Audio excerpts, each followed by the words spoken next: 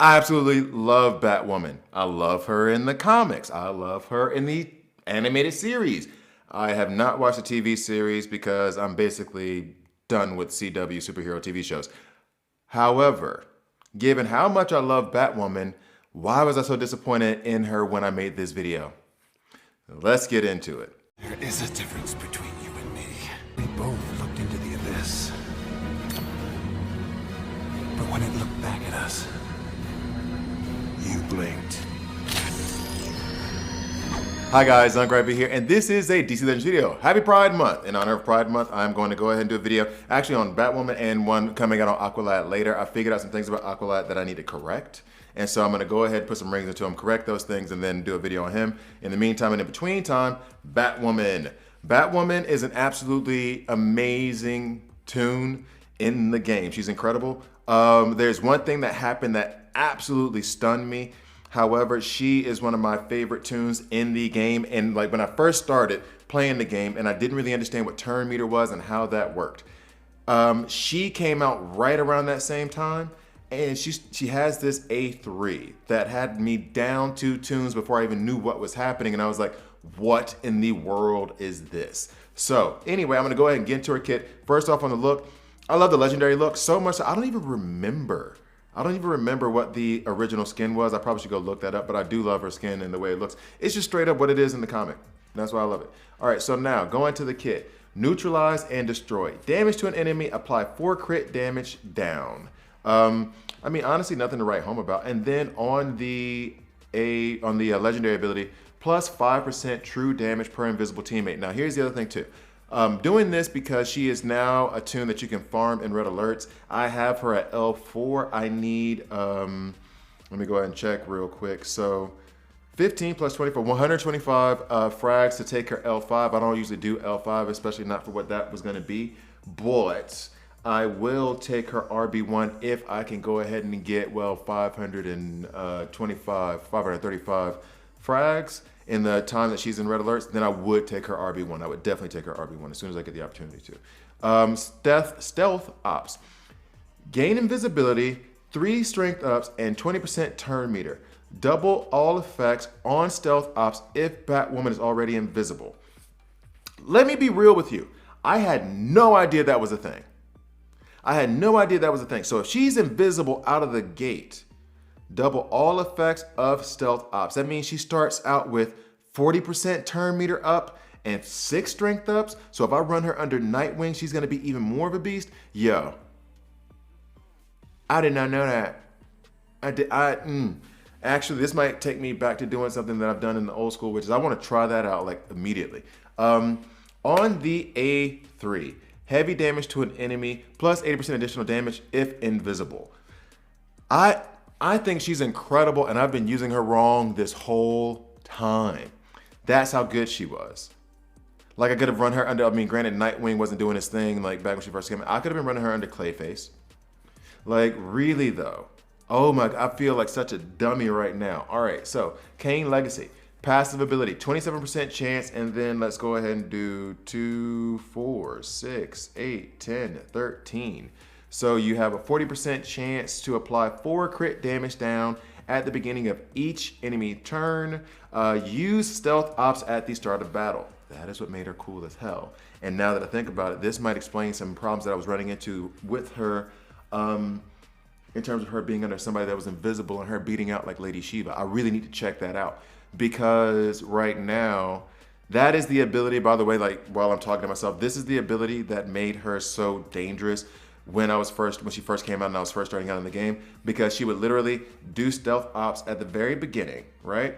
Give herself strength ups and turn meter up. And then from the PvP point of view, she would just go straight into her A3, kill one, and then on the payback, at the end of each enemy's turn, deal light damage to attacker per ally hit. Gain 1 awareness each time Batwoman gains invisibility on an ally's turn. 1 second. That's not what I was looking for.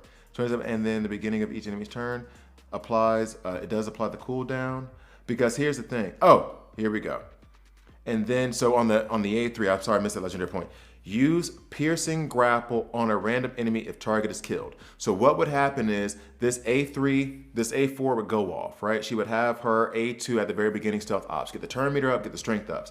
Then she would do piercing grapple right out the gate, kill one of my tunes, and then just do it again and kill another one. So I'm down 2 tunes off the rip. It was insane. So now this, I'm gonna reread it because I was actually looking for something and not reading it carefully enough. At the end of each enemy's turn, deal light damage to attacker per ally hit. So she does do that fairly often. She does the A1 on that one, and then gain awareness always each time Batwoman gains invisibility on an ally's turn. Like, I've been using her wrong and she is still a beast. Absolute beast. As a matter of fact, I do have videos for her, but what I'm going to do right now is I'm gonna take her into PvP. And I'm gonna try to use, and I'm gonna find a tomato can team if I can. I'm gonna try to use her A3, or just try to see if she ramps up that way. These are some bot teams, right? V freeze is cool. That's a bot team. And then, yeah, none of them have taunt. I'll beat all of them. So instead of running Cheetah, I love Desaad, y'all. Instead of running Cheetah, because usually what I would do is I would run Cheetah. Cheetah would give the 3 strength ups, and then Batwoman would give herself 3 more strength ups, and then she would go off. I could run Nightwing. She would get 40% turn meter up instead, and then 6 strength ups, supposedly. So let's go ahead and try that out. So let me go ahead and put Nightwing up there at the top. And then what I'm gonna do is run Nightwing and then run Lady Shiva, because Lady Shiva gets 35% turn meter up at the start of battle as well. And so for me to see if it's 40, I mean, you can see the meter, but also it'll show if she beats out Lady Shiva, then it'll show that it's actually working. Yeah, it's still, so ladies who are heroes, girls night out. All right, cool. So let's go ahead and start that up and see how that goes. Don't care about the battle. I'll just put it on auto real quick and then go into the videos. But let us see. So they start off invisible. She does that. Oh my damn.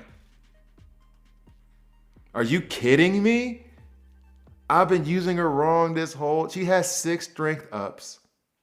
She has 6 strength ups and got 40% turn meter off that, off the rip.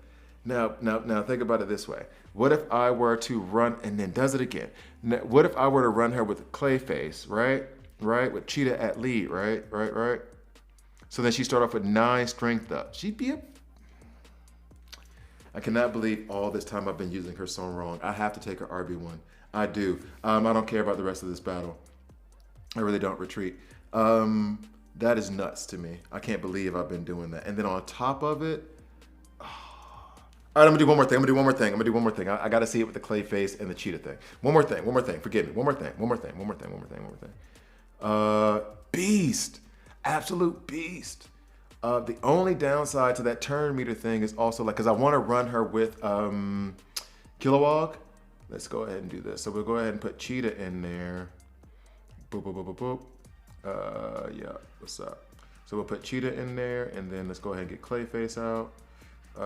Yeah, boom. All right, so we start that, and then I'll get into the videos. And why she managed to disappoint me. Wow. So Clayface starts off and does that thing. Boom. Oh my goodness. Yo, I screwed up so bad for years.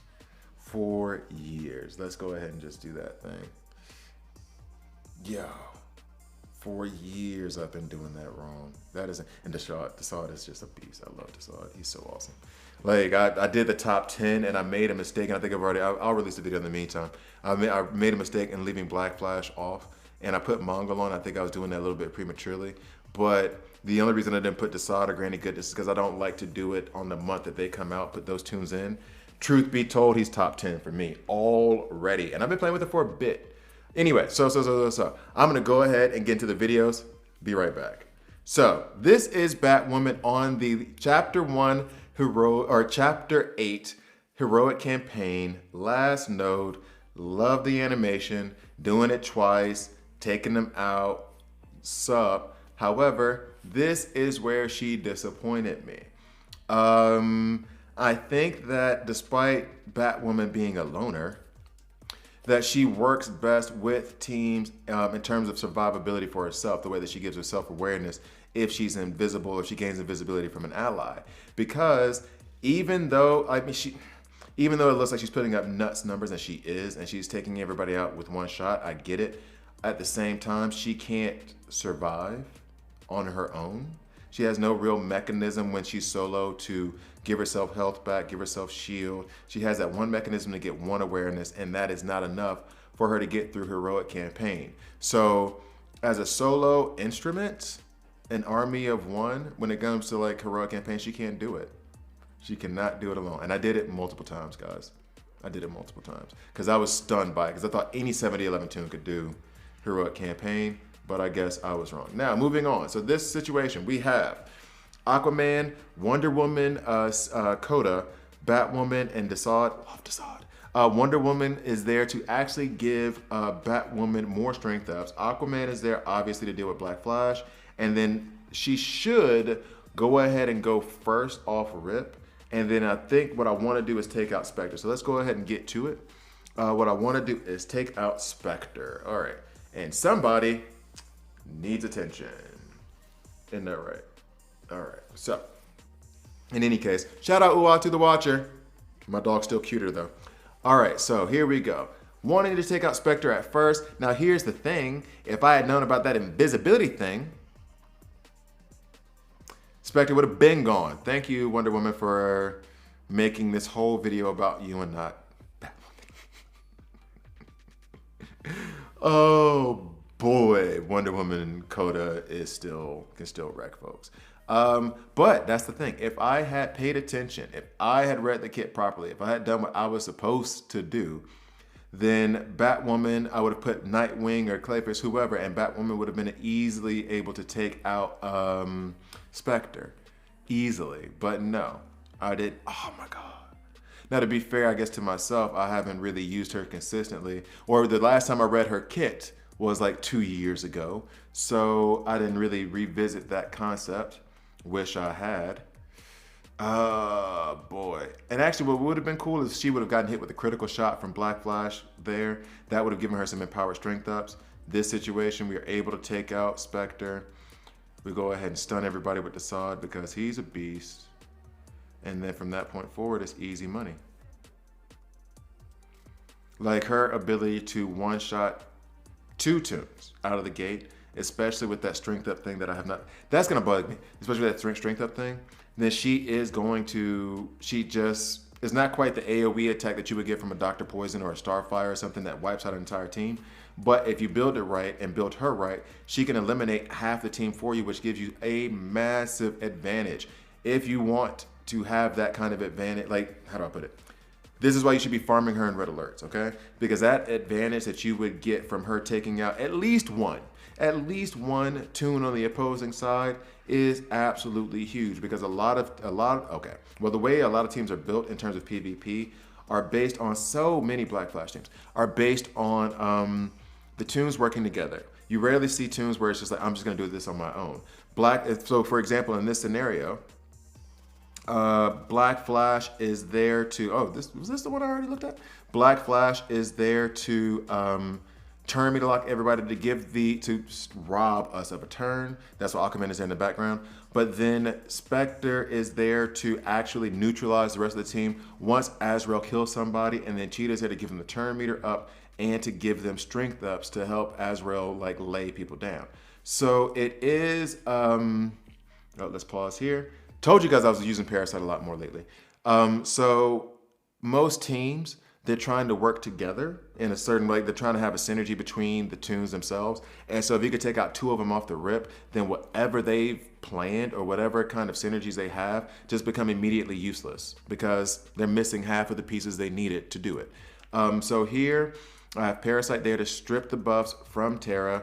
I used Deadshot Hired Gun because, well, 1, it was a bonus tune that day, and 2, crit shot on the first attack. 100% chance for a crit shot on the first attack. Desaad is there because, bonus tune of the week, but also because he can stun everybody. And hopefully, through Parasite, I'll be able to steal those debuff immunities or remove them from the enemy team. But if not, I'm okay with it. The main problem I had, and the main worry I had, is that Terra is going to give agility ups.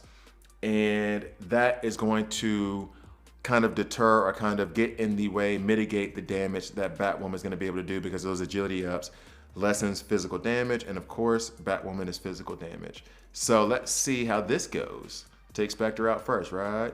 Oh, mitigated the damage, but not enough apparently.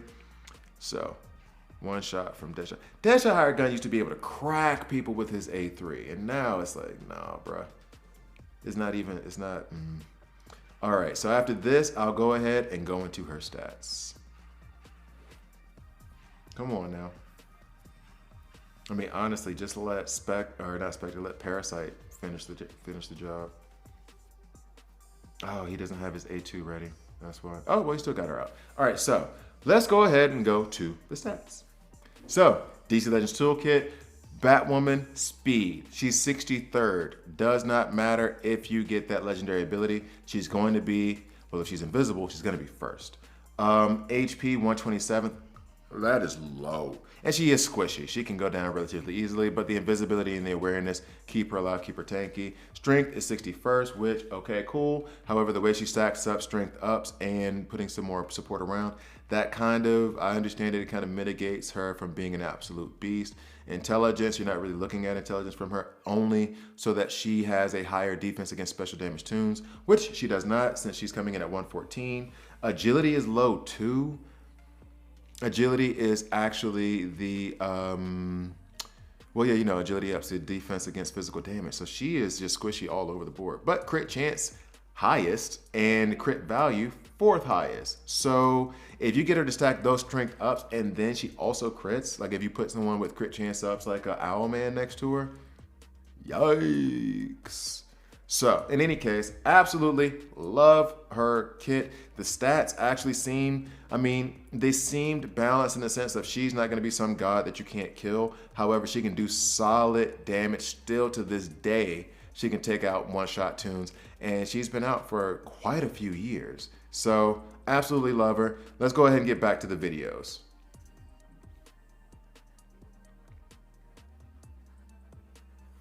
So here, I'm trying to use Kilowog with her because I want to get those empowered strength ups.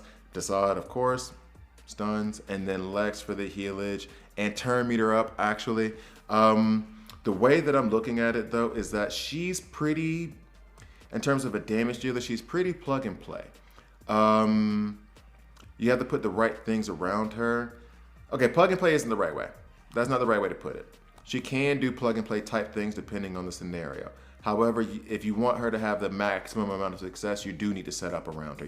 Like I would need to put a Cheetah at lead or put a Hippolyta as support. Someone who can give her strength ups. Kilowog also being able to give her strength ups. However, I messed up there. I remember messing up there. But Kilowog can give her empowered strength ups. Things like that that can help increase her damage. But the way her multipliers work, when she gets those strength ups, when she gets those empowered strength ups, she does real serious damage. So she's still a beast right now to this day. And actually maybe what they'll do similarly to like Power Girl and to Peacemaker, things like that, they might give her a little bit of a stat boost. But in my view, like if you wanted to use her, 100% you could use her no problem. And I don't know that they necessarily need a stat boost. I mean, if you wanted to be an absolute beast or a god, yeah, but she's just a good overall tune, a very, very good above average tune. I mean, I guess I would label her A tier. I think oh, my battery's dying. Oops. I think I would label her as an A tier tune, like legit. I think she's still that kind of good. All right, so let's go ahead and go to the last video. Hey, what you doing? My fingers, oh, she's not happy. All right, so we have Cheetah there, turn meter, Batwoman, Spectre's not an issue. So that's fine.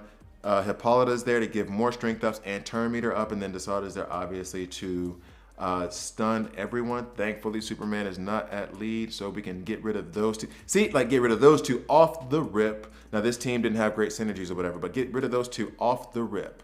And now that team is so far weakened. Like, she was great for building speed teams. Still is if you wanted to just have other options, but she's still great for building speed teams. Meaning, like, if you don't want to sit there and go through long battles, oh, they got two Mystics and no Taunter, boom, they're both gone. I can wipe out this team in less than a minute. So I was disappointed in what she did in Chapter 8, but her heroic campaign Chapter 8. But overall, I absolutely love Batwoman. I think she's an incredible tune, one of my favorites to use. And every once in a while, like, I'll just break her out and just start wrecking mystics. So thank you guys for watching. I drop these such videos every Monday, Wednesday, Friday. So please like, please subscribe. If you don't like it, hit subscribe and a dislike. I'm okay with that as well. Buy me a coffee, support the channel. Go ahead and get your chance for me to do a viewer's advice on your roster and what I feel like you should be doing next. Thanks again for watching all the way through, and I'll see you next time.